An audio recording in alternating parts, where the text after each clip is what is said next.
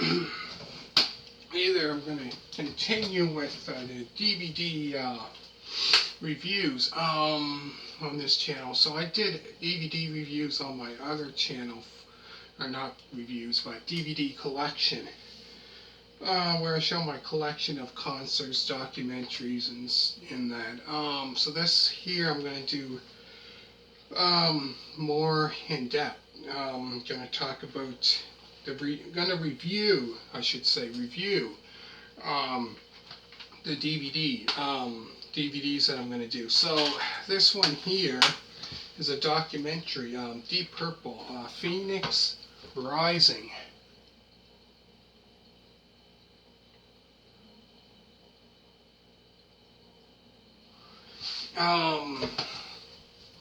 So this here is pretty much a documentary. So it's an 80-minute music documentary about the original lineup. Talking at first, it starts off with the original lineup from '68, and then till like I think it was '68, '72, and then till this lineup here from '75. So pretty much shows pretty much the last year before the band originally split in 1976. So it includes like interviews with Glenn Hughes, who joined the band around '73, and founding member John Lord, who was originally still with them around this time in '76, around the time when they broke up. So this pretty much talks about problems with the band as they toured the world to do with drugs and all that they were doing and stuff like that, and really, in like if you've seen this, some of it is unbelievable. Crazy. And then talks about when Tommy Bolin joined the band in '75, and about just unbelievable. And about when they played in trying to think where when they played in trying to think where it was that they played. I think it was Indonesia or somewhere around there. And they had Doberman pinchers and all. It was just unbelievable, and it was going after the crowd, like people, like the security there. It was just unbelievable. And one of them, they were gonna play there again. I forget. I think it was like around '74, '75, and they were gonna play there. Again, I think they did play there later on. I'm not sure exactly when it was. A couple, years later down the road. And that's when John Lord said no. He didn't want to play there again because what happened last time, and don't blame him for that. But it shows different lineups of the band. Pretty much talks about it said here the untold story of Deep Purple Mark IV, the fourth lineup of Deep Purple. So that was, the fourth lineup of Deep Purple was David Coverdale, Glenn Hughes, Tommy Bolin, Ian Pace, and John Lord. So I found it was very, very interesting, talking about when Glenn Hughes joined the band in '73, because he was in a band before that, Trapeze. A band called Trapeze in the early '70s and that. And then here, David Coverdale, they needed a new lead singer. This was around '73. That's when Ian Gillan left the band. I think it was '73. And they needed a new singer, lead singer, and David Coverdale, they had different people audition for lead singers. And David Coverdale, before that, I don't think was in any, how can I put it, that would be his kind of first, I guess, big break, I guess, with Deep Purple. And, then he auditioned for, singer for that, and he got it. And then once Glenn Hughes joined, and then Tommy Bolin came in the picture in 1975, around their last album of the 70s. And then before that, Tommy Bolin played in bands like, um, he played with James Gang back in 74, 73, 74, in other bands. Plus he had, two solo albums out. Um, and they were talking about, like, unbelievable, some of the stuff like they were talking about with Glenn Hughes and Tommy Bolin, which those two members are amazing, amazing musicians. Um, but when they got into the problems with drug, when drugs get involved and stuff like that, and how they got their obviously, with musicians that they can call like that, wherever they're going, they can get what they want. So they had, a case, guitar case filled with powder. Obviously, you probably know what that is.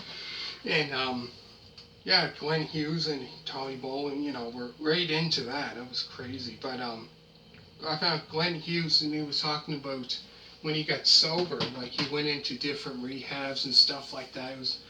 And got sober, which Tommy Bolin, I think, kept doing drugs, and obviously didn't last long. And in '76, late '76, but yeah. So and then he did get clean. Later on in his, 70, I believe, late '70s, '76, '77, he got clean. Um, and but yeah, it was amazing about the line, about. So it pretty much talks about this, this line up here from 70. It starts off with Deep Purple, pretty much, talk about how they got started, Deep Purple in '68, and about Ian Gillan, leaving the band in '73, the original lineup. And then actually, yeah, Glenn Hughes, or Ian Pace was actually another original member as well of the band as well. So really original ones that still stayed with them until when they broke up in 1976 was Ian Pace and John Lord. And later, and that's when Coverdale and Glenn Hughes and Tommy Bolin joined the band.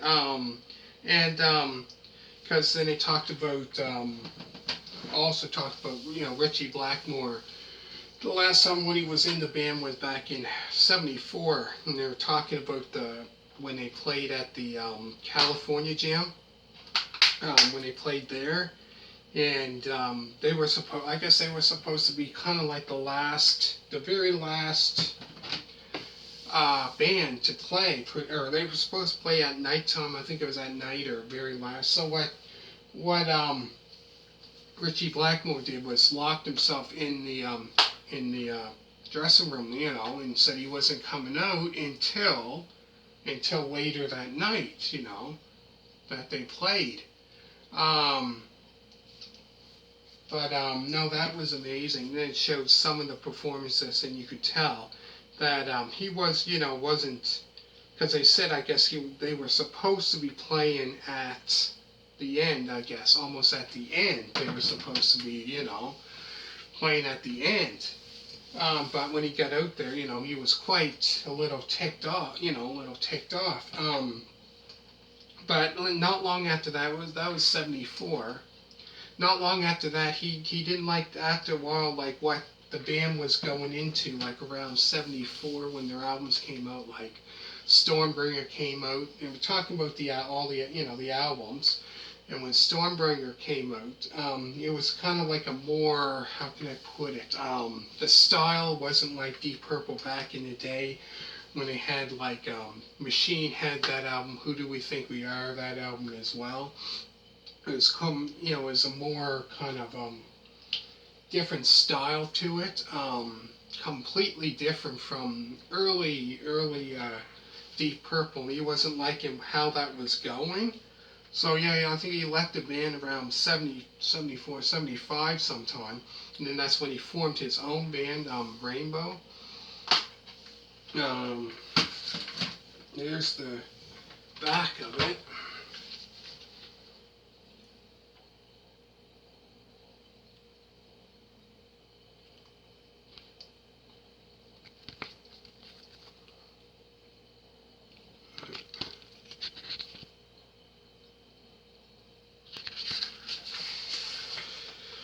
And then there's more.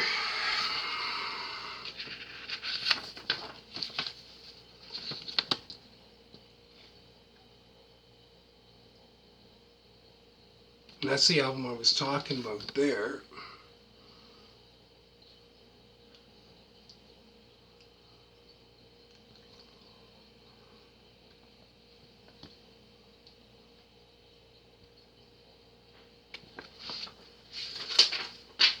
And there.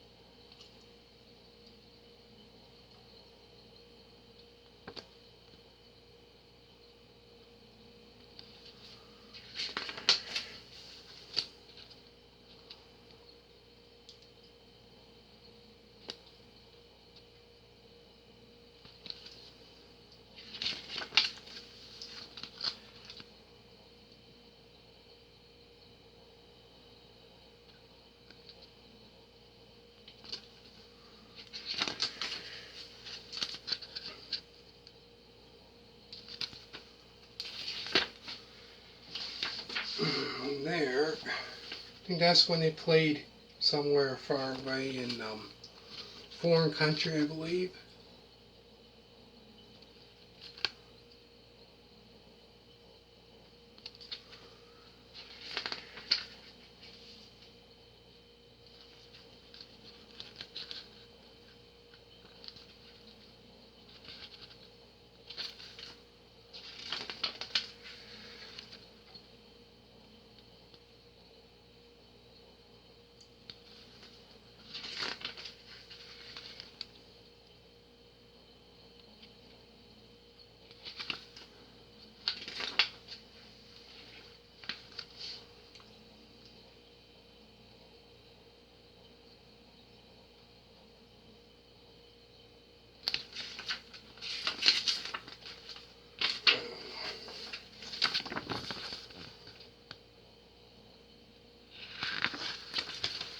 There's the back.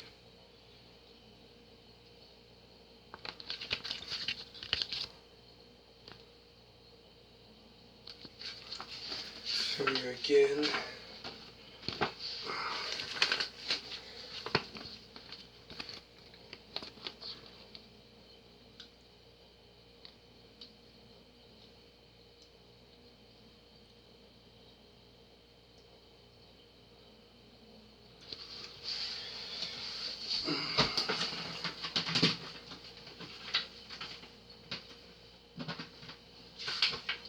Here's another one of the band, probably 1975.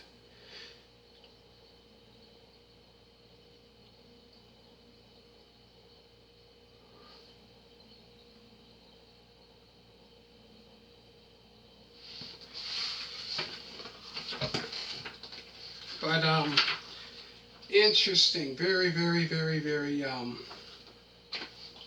definitely. If you get the chance to definitely get a chance to see this, I definitely would. Also, there says there's extras from JAKARTA in December 1975, an interview with John Lord and Glenn Hughes. But yeah, I found it was quite very, very interesting. And if I get into the detail of everything that happened into this DVD here, oh man, it'd be long. This would be a long video. So, but yeah, the good thing about there's a 30-minute concert which is Deep Purple Rises Over Japan, which was recorded live at the Budokan Hall, Japan on December 15th, 1975. So this was never released before.